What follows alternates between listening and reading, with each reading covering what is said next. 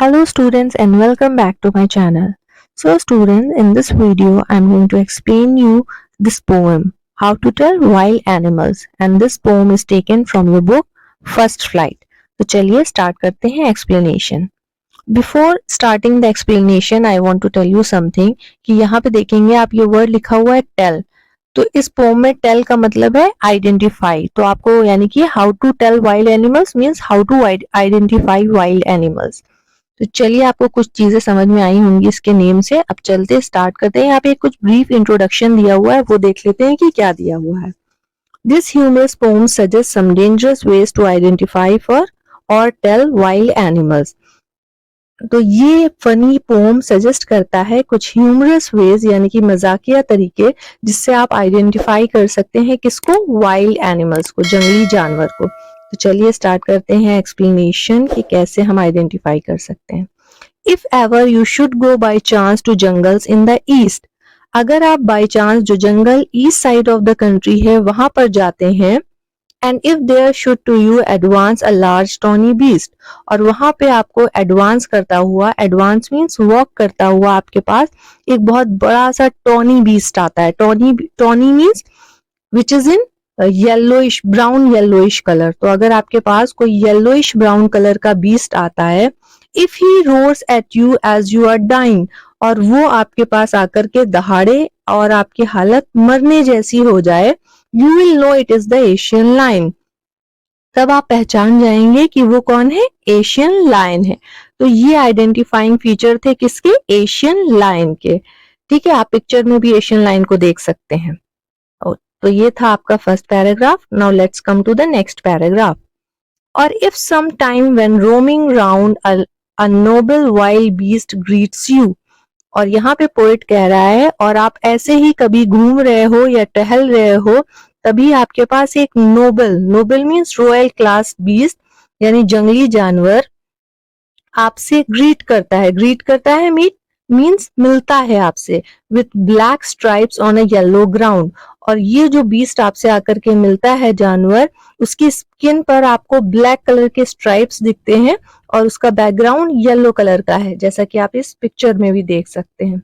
Just notice if he eats you, this simple rule may help you learn the Bengal tiger to discern.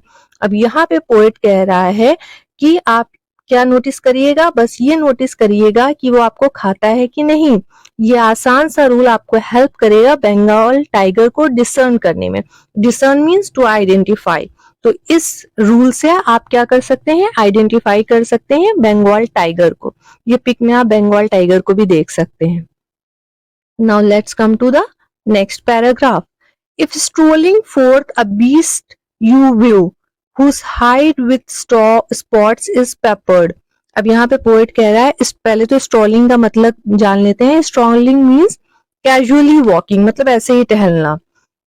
तो ऐसे ही कोई if strolling fourth, अब ऐसे ही टहल रहे हो, अ बीस्ट यू व्यू, आपको एक बीस्ट दिखाई देता है, whose hide with spots is peppered, उसकी स्किन पर स्पॉट्स है, पेपर्ड स्पॉट्स हैं, पेपर्ड किए गए हो मतलब स्प्रिंकल किए हुए आपको स्पॉट्स दिखाई देते हैं. As soon as he has left on you. ठीक है, और यहाँ पे पोएट कह रहा है जैसे ही वो आप पर लेफ्ट करता है, लेफ्ट मीन्स छलांग लगाता है, you will know it is the leopard, तब आप जान जाएंगे कि वो कौन है, वो एक लेपर्ड है. यहाँ पे देखिए लिखा होगा अपोस्ट्रोफी टी लिखा हुआ है. अपोस्ट्रोफी टी का मतलब होता है इट, तो इसको हम इट पढ़ेंगे. It will do no good to roar with pain, he will only lap and lap again. यहाँ पे पोएट कह रहा है कि आप दर्द की वजह से चाहे जितना भी चिल्ला ले, कोई फर्क नहीं, वो आप पर छलांग बार बार लगाता रहेगा. Lap and lap again means again and again वो आपके ऊपर छलांग लगाता रहेगा. ये था आपका एक्सप्लेनेशन. अब आ जाते हैं नेक्स्ट पैराग्राफ पर. Okay, so in next paragraph, if when you are walking round your yard you meet a creature there, अगर आप कभी ऐसे ही वॉक कर रहे हो अपने यार्ड में, यार्ड मीन्स एक ऐसा area which is covered by wall, और यू कैन से आंगन. तो कभी आप ऐसे ही अपने यार्ड में वॉक कर रहे हो, you meet a creature there, और वहां आपकी मुलाकात एक क्रिएचर से होती है. ठीक है, Who hugs you very very hard? Be sure it is a bear. जो आपको गले लगा लेता है बहुत ही हार्ड मीन्स बहुत ही टाइटली आपको हग कर लेता है, तो आप बिल्कुल श्योर हो जाइए कि वो कौन सा जानवर है. It is a bear. If you have any doubt, I guess he will give you just one more cares. और यहाँ पे पोएट बता रहे हैं, कह रहे हैं कि अगर आपके मन में कोई भी डाउट हो, जैसा कि मुझे लग रहा है, तो वो क्या करेगा? He will give you one more cares. One more cares का मतलब cares means to touch in a gentle way. According to the bear, वो तो उसका gentle touch होगा, पर आपके लिए उसका जो हग या टच होगा वो क्या हो सकता है? बहुत ही डेडली हो सकता है. ठीक है, तो ये थे आइडेंटिफाइंग फीचर्स बेयर के. क्या हो सकते हैं? That he will give you a very tight hug. तो ये आइडेंटिफाइंग फीचर है बेयर के. Now let's come to the next paragraph. Though to distinguish beast of prey, a novice might nonplus. Beast of prey का मतलब पहले जान लेते हैं कि beast of prey का मतलब है an animal who kills and eat other animal. ठीक है, उसको कहते हैं beast of prey. अभी तक जो एनिमल्स हमने देखे हैं वो सब क्या हैं? बीस्ट ऑफ प्रे हैं. ठीक है, तो यहाँ पे लिखा हुआ है दो to distinguish beast of prey a novice might nonplus. और इन सबको डिस्टिंग्विश करने में, इन सबको मीन्स ये जितने सारे जानवर हैं, इन सबको डिस्टिंग्विश करने में, यू कैन से इन सबको आइडेंटिफाई करने में, अ नोविस मीन्स, नोविस यहाँ पे वर्ड जो लिखा हुआ है आप देखेंगे, यहाँ पे एक वर्ड लिखा हुआ है नोविस. तो नोविस का मतलब होता है इनएक्सपीरियंस्ड पर्सन, और नॉन प्लस का मतलब होता है कंफ्यूज्ड. तो कह रहा है कि जो एक इनएक्सपीरियंस्ड पर्सन होगा, he will be very confused. इन जानवरों के बीच फर्क जानने में या इनको आइडेंटिफाई करने में एक जो इनएक्सपीरियंस पर्सन होगा वो कंफ्यूज रहेगा. The crocodile you always may tell from the hyena thus. अब यहाँ पे पोएट कह रहा है कि लेकिन आप इजिली डिस्टिंग्विश कर सकते हैं किसके बीच में? Between hyena and a crocodile.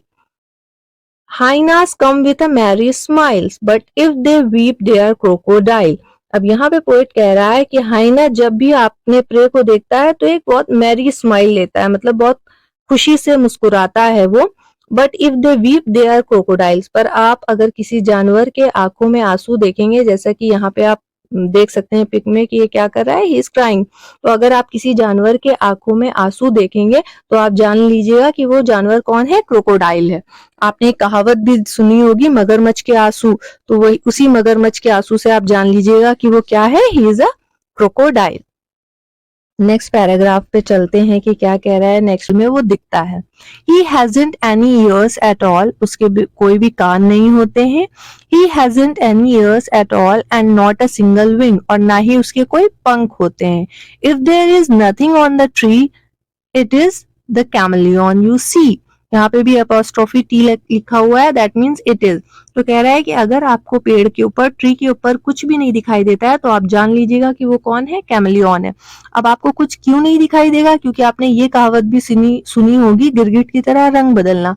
तो वो रंग अपना चेंज कर लेगा अकॉर्डिंग टू द ट्री. जैसा ट्री का कलर होगा वैसा वो अपना कलर कर लेगा. इसलिए अब वो कैसा दिखने लगेगा? ट्री के जैसा ही दिखने लगेगा और आपको लगेगा कि वहां पर कोई भी नहीं है. तो ये था explanation of the pome. Hope आपको ये समझ में आया होगा. तो चलिए आप कुछ नेक्स्ट टॉपिक समझ लेते हैं, दैट इज राइमिंग स्कीम. इस पोम की राइमिंग स्कीम क्या है वो जान लेते हैं. तो यहाँ पे आप देखेंगे जो लास्ट वर्ड यहाँ पे लिखा हुआ है दैट इज चांस. तो चांस को हम दे देते हैं ए. अब चांस जैसा साउंड करने वाला वर्ड नेक्स्ट कौन सा है देखते हैं, दैट इज एडवांस. तो एडवांस को भी हम दे देते हैं ए. अब यहाँ पे वर्ड है ईस्ट, तो ईस्ट को विल गिव बी. अब ईस्ट से जैसा साउंड करने वाला वर्ड है बीस्ट, तो बीस्ट को भी हम बी दे देते हैं. If you see here it is written dine instead of dying, it is written dine. तो यहाँ पे डाइन पोएट इसलिए लिख सकता है because he already has a poetic licence. तो वो अपने पोएटिक लाइसेंस का यूज करते हुए डाइन की जगह पे डाइन लिख रहा है. तो इस डाइन को हम दे देते हैं सी. और डाइन से मिलता जुलता वर्ड है, साउंड जो है करता हुआ वर्ड है, दैट इज लाइन. तो यहाँ पे आप देखेंगे जो आपकी राइमिंग स्कीम हो गई है that is A B C C. तो अगर आप आगे भी पोम देखेंगे तो सेम राइमिंग स्कीम आपको हर पैराग्राफ में मिलेगी. तो अब बात कर लेते हैं पोएटिक डिवाइसेस की कि क्या पोएटिक डिवाइसेस इस पोम में यूज हुई हैं, ठीक है। तो अगर when you will see here it is written that if ever you should go by chance, तो यहाँ पे जो वर्ड है यू शुड गो, तो यहाँ पे आप देखेंगे ओ साउंड इज वेरी प्रोमिनेंट, आपको ओ साउंड ज्यादा समझ में आ रहा है, दिख रहा है। और ओ क्या होता है, एक वोवेल होता है, ठीक है। तो जब वोवेल साउंड ज्यादा प्रोमिनेंट होता है तो वहां पे हम जो पोएटिक डिवाइस यूज करते हैं दैट विल बी एसोनेंस, तो यहाँ पे एसोनेंस का यूज किया गया है। तो ये थी हमारी फर्स्ट पोएटिक डिवाइस। अब नेक्स्ट पोएटिक डिवाइस देख लेते हैं। यहां से देखेंगे आप कि चांद से जब हम नेक्स्ट पैराग्राफ पे आ रहे हैं तो यहाँ पे नेक्स्ट लाइन पर आ रहे हैं, तो यहाँ पे कोई भी पंक्चुएशन मार्क नहीं यूज किया गया है। तो जब कोई भी पंक्चुएशन मार्क नहीं यूज होता है तो वहां पे जो पोएटिक डिवाइस हम यूज करते हैं दैट इज इंजैपमेंट। तो यहाँ पे okay, so let's talk about the next poetic device. If you see here a sentence is given if there should to you advance, तो यहाँ पे आप देखेंगे, पहले एक चीज हम जान लेते हैं कि जो हमारे सेंटेंस का स्ट्रक्चर होता है वो होता है subject plus verb plus object. और यहाँ पे जो ये वर्ड है एडवांस, तो ये एडवांस क्या है, हमारा एक वर्ब है, और टू यू क्या है, ऑब्जेक्ट है, ठीक है। तो आपका ऑब्जेक्ट पहले यूज किया गया है और वर्ब बाद में यूज किया गया है, यानी कि स्ट्रक्चर चेंज किया गया है। तो अगर सेंटेंस का स्ट्रक्चर चेंज कर दिया जाए तो जो पोएटिक डिवाइस यूज होती है वो होती है इन्वर्जन। तो यहाँ पे इन्वर्जन पोएटिक डिवाइस यूज हुई है। अब चलिए नेक्स्ट पोएटिक डिवाइस देख लेते हैं कि कौन सी यूज हुई है। लेट्स सी, यहाँ पे देखिए एक वर्ड लिखा हुआ है एशियन लायन। तो यहाँ पर पोएट ने एक पर्टिकुलर टाइप के एनिमल को रिफर किया है, एशियन लायन को रिफर किया है। तो ठीक है, यहाँ पे जो पोएटिक डिवाइस यूज हुई है दैट इज एल्यूजन। अगर यहाँ पोएट ने सिर्फ लायन लिखा होता तो कोई पोएटिक डिवाइस यूज नहीं होती, पर यहाँ पे उन्होंने एक पर्टिकुलर टाइप के एनिमल लायन के बारे में बताया है जो कि एशियन लायन है। तो यहाँ पे जो पोएटिक डिवाइस यूज हुई है दैट इज एल्यूजन। तो ये था एक्सप्लेनेशन। आपको मैंने पोएटिक डिवाइसेस भी बताई, राइमिंग स्कीम भी बताई। होप कि आपको ये एक्सप्लेनेशन समझ में आया होगा, और अगर समझ में आया है तो please like my channel and share it with your friends also. Okay, so bye everyone and take care.